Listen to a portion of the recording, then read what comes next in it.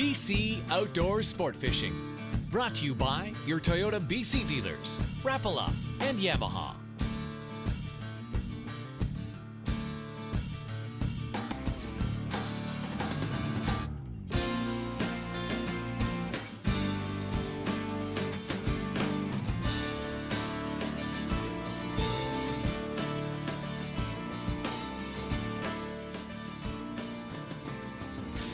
Welcome everybody to BC Outdoor Sport Fishing. I'm your host, Mike Mitchell. Today we're fishing on Jacko Lake, which is approximately 20 minutes just outside of Kamloops. We'll be fishing with Phil Rowley. Welcome to the show, Phil. Thanks, Mike. Thanks for having me. It's going to be fun as usual, I bet. It is. What are we going to do today, Phil? Well, it's fall. It's early October. We're hoping to be in the shallows. They'll be picking off scuds. It's a beautiful day. We might even get a water boatman fall. That would always be something special. But I think our bread and butter will be floating lines, strike indicators, and balanced leeches. They just work so well all times of the year, but especially in the fall. Sounds good. Let's get some fish. Lots of them, I know. Yeah.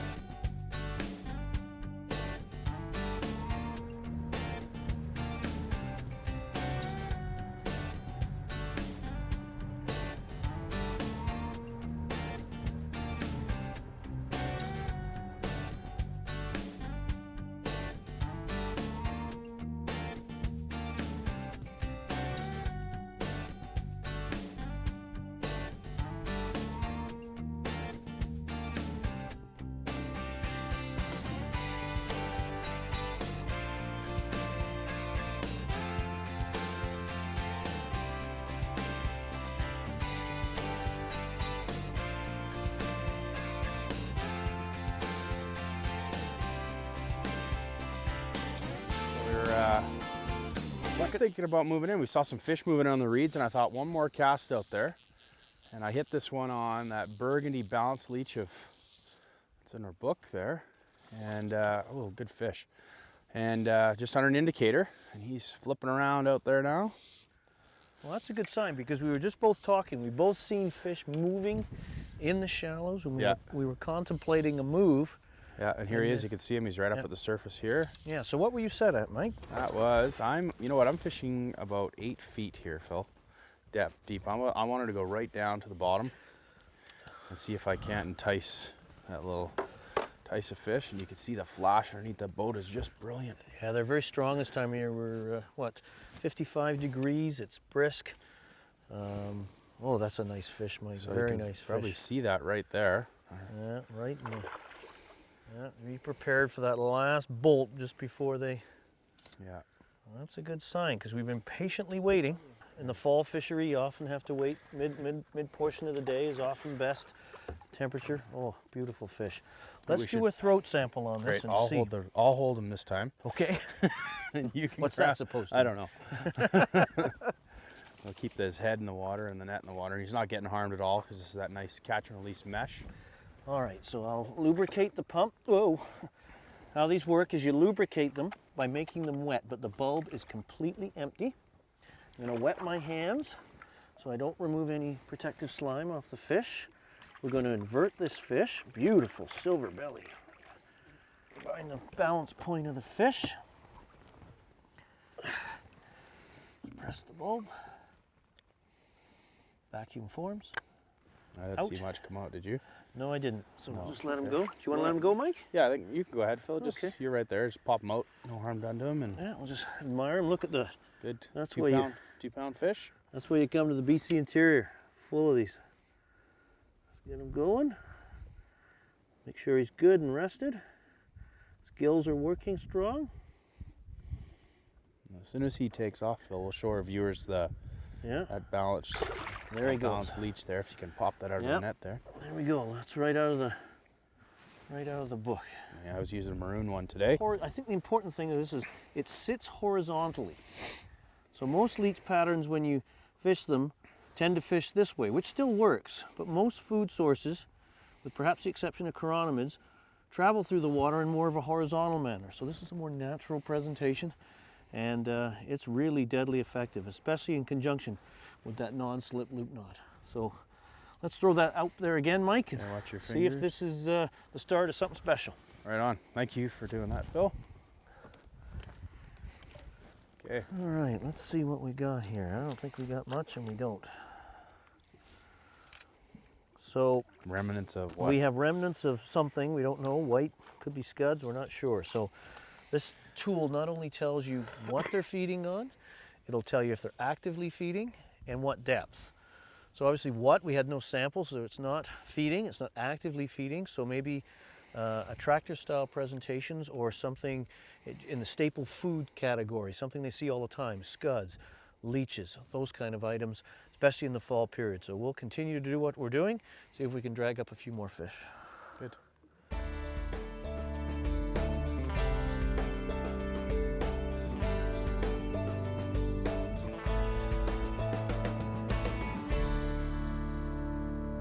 All right.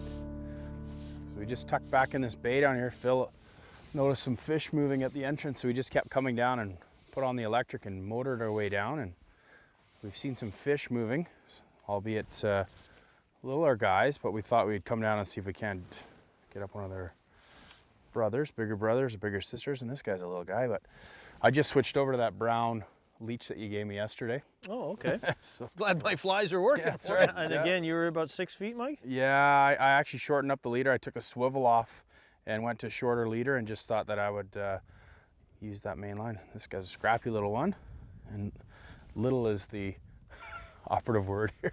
Well, we'll see. If we get another one like this may be an area. Fish tend to hang out in age class. Yeah. So we'll see if this is just a stray And there amongst he the is, big right up. boys or Yeah. it's full of little guys. We'll go see if we can find something bigger. He's just a little old guy, but I'll put him in the net anyway just so I can handle him a little easier. Oh, going in. There we go, in. Oh, Mike. All right. This is a pretty small fish, Phil. So do you recommend doing taking a sample on these Oh, guys? no, that's too small. That's way Probably too about, small. the manufacturer suggests, no smaller than 12 inches. But I personally like 14 inches and better. So, and those are the fish we're looking after anyway. So I just let him go, see if we can find if there's anybody bigger swimming around. So I'm just getting my hand wet, of course. Reach in, just show the little feller to you guys. Nice small little healthy fish. And he's gone. Good job, Michael. Oh, let's see if we can't get a bigger brother or a bigger sister. I hope so. That's not going to do. No. Just a little feller. That fly was almost double the size of him. All right, let's get some more here. Stay tuned for more BC Outdoor Sport Fishing. Closed captioning brought to you by Linex. Learning with the pros, brought to you by your Toyota BC dealers. One of the most critical knots you can learn and put to use in stillwater fly fishing is the non-slip loop knot. Let me show you how we tie it. First of all, I'm going to use this to represent our tippet, but we're going to tie an overhand loop. The end of the tippet. Give yourself lots to work with. Don't scrimp on that. Don't make the knot more difficult than it needs to be. Place that overhand loop, then we place our fly, in this case, this big hook.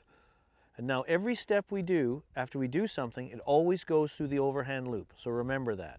So we go back through the overhand loop, and then on a combination of pulling the tag end and the main line, I try to shrink the loop so it's about twice the size of the hook eye. This rope makes it a little difficult to do that, but that's the goal. And then we go around the main line like a clinch knot, about 4 to 5 times. And again, after each step, back through the overhand loop. And then we pull and draw tight to complete the knot. And there you have. Trim that tag end, and you have the non-slip loop knot. And this is a knot that allows full range of motion to that fly. There you go. So try that at home, practice it. You get on the water, you know how to do it, and your odds of catching fish and your success rate should improve.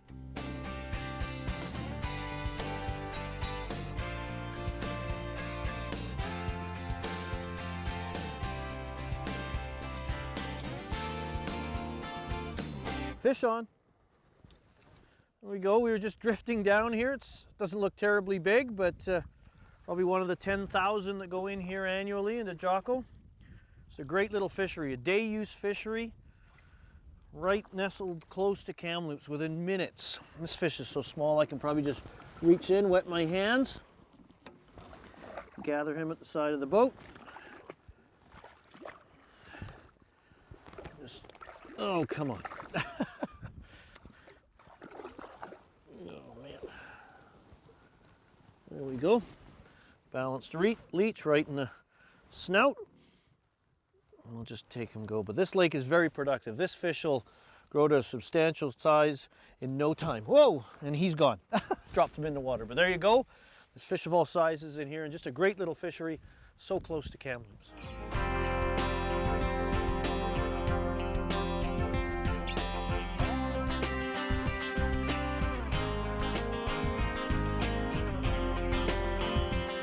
Fish on. I think we may be moving. Okay. We found the nursery. And that's common. Fish of the same age class hanging together. I got line around me with the wind picking up and changing direction. Yeah. Oh, he let popped go. off. That's He good. let go. But maybe we should move. But that's a good sign. You got lots of fish in here. The Freshwater Fisheries Society of BC, I think if I remember the records, puts about 10,000 rainbows in here annually. This lake is super, super productive. Yeah, and it's capable of, Brian's told me a fish up to 10 pounds. Yeah. So I think we found the nursery, so let's move off, yeah. See if we can find some of those larger fish that Jacko's noted for. All right, sounds good.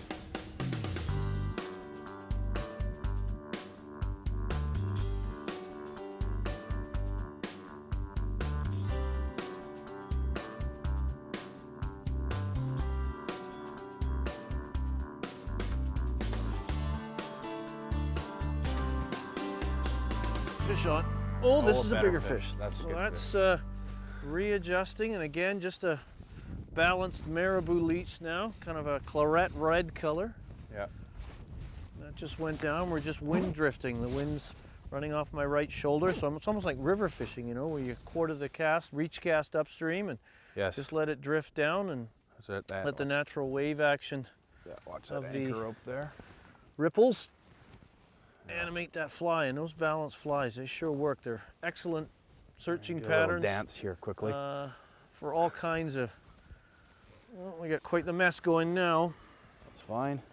On. There we go. He's back around the boat. Pop the indicator. Mike's got the net handy. That's a little bit. That's a little better bit better fish.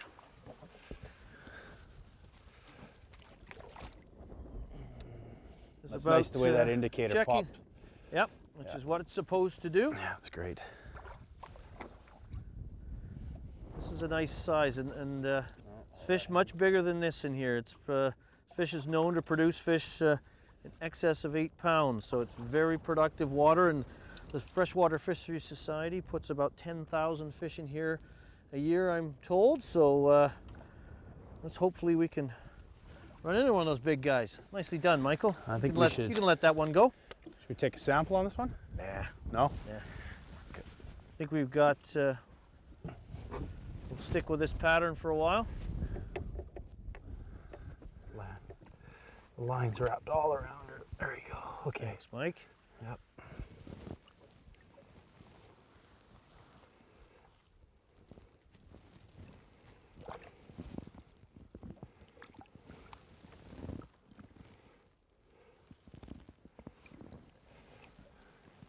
Gorgeous fish. She's ready to go. Awesome. Well done, Mike. Thank you. Good fish, Phil. Let's get a couple more though, shall we? At least. Yeah. How deep were you there? 4 or 5 feet. 4 or 5 feet, eh? Yeah, because I don't think we're that deep. No, we're not. Well, we're sitting at 3 in the middle of this channel, and the sides may deepen out. Well, maybe because of the steep sides over there. Yeah, they may have a trough down each side that we're not seeing. Always a good idea to read the topography because it can change. It's kind of shallow-sided over on this side of the channel, and you can see that steep shoreline. So this shoreline could have this channel could have kind of this approach, almost like a check mark along the bottom. Oh, and there's a fish rolled right there.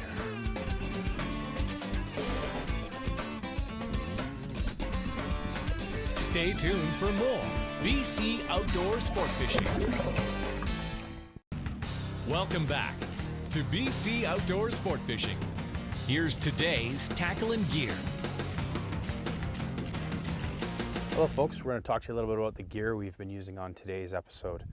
Today we started out again, we're fishing Jacko Lake here, so we're fishing with 9-foot 5-weight Cortland rods. We paired them up with the Cortland Precision XC #2 reels. The lines we're using today were full floating lines.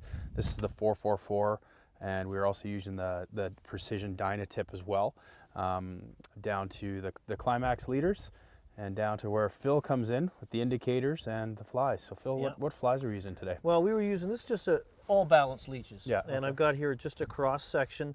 The balanced leech and the balanced flies is a philosophy, but lots of different colors for the fall to have in. You know, your olive with a brown tail or a burnt orange tail, a golden olive coloration is kind of a brownie olive, claret and black, always a good color combination, all black, crystal chenille body. This is probably my favorite color combination, claret, and then a sort of a dubbed mohair blend body. You can also use marabou, you know, the whole range of different materials you can use for these flies, and they work very well for the fall conditions when trout are in the shallows, stocking up for the oncoming winter. It's just a deadly effective pattern. Okay, and again, we're using the non-slip loop knot to give it that nice dangle and Yeah. flow in the water, and this seems to be the trick today. Yeah, it does. So these are the items we're using on today's episode, and these are the things you're going to need to be successful as well. And now, a recap of today's tackle and gear.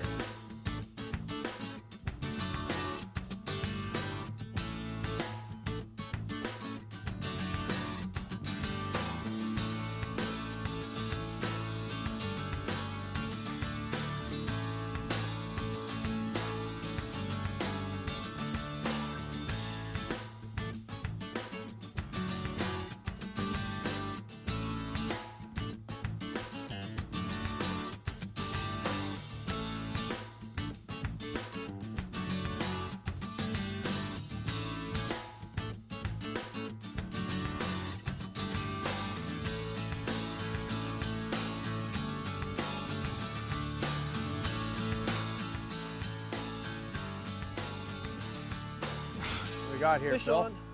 And this one's seems to be a bit more spirited. Yeah, okay. Whoa, whoa, whoa, whoa, whoa, whoa. I don't know what I got here, but it's going places. I'm going to clear my line here. This is a good fish, I think, I because see it just took off.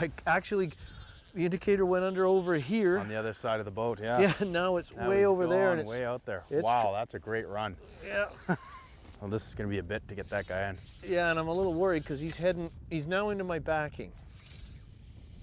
This could be one of those big fish that Brian was talking Could about. be. Mr. Chan was talking about, saying there's possibility of having some big fish out here. Yeah, could be. Want to get him back on the line here. How much backing did he get into?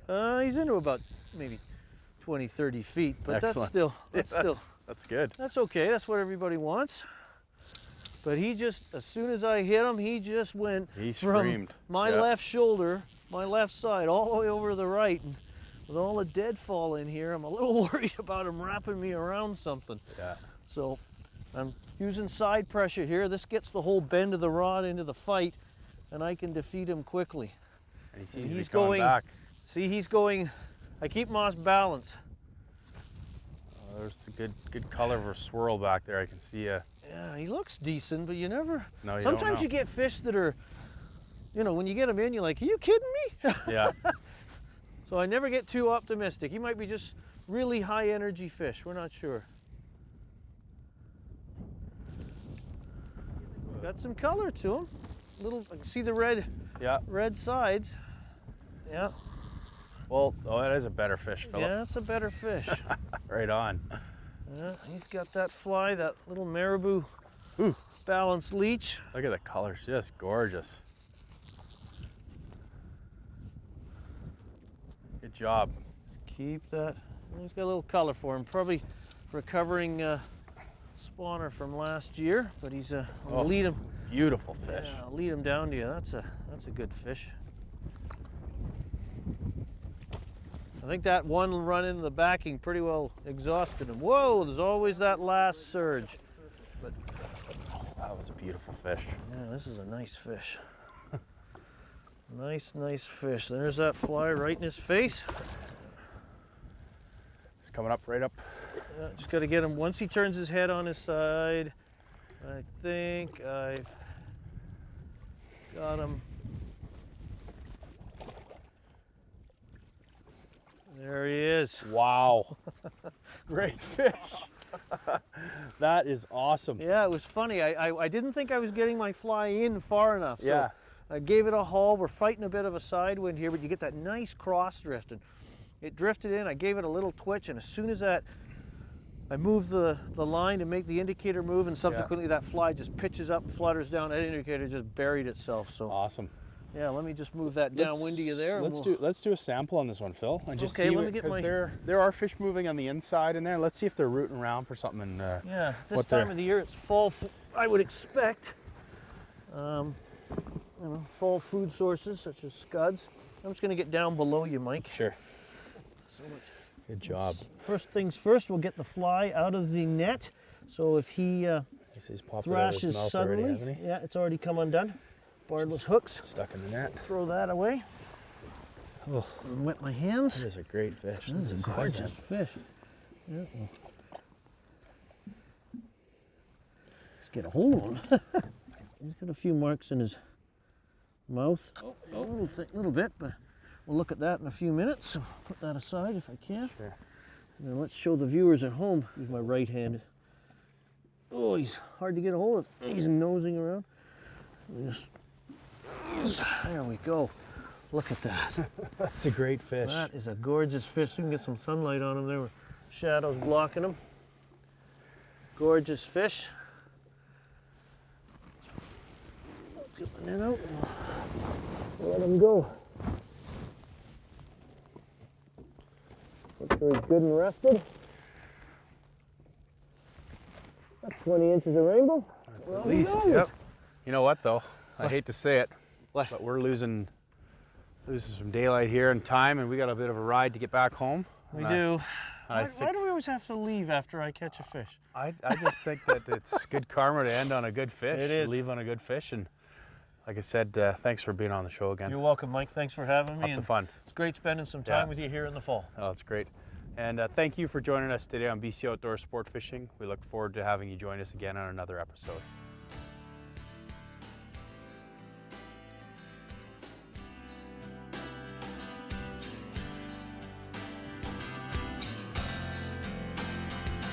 BC Outdoor Sport Fishing has been brought to you by your Toyota BC dealers, Rapala, Yamaha, Freshwater Fisheries Society of BC, Harborcraft, and Kingfisher Boats, Scotty, Lowrance, along with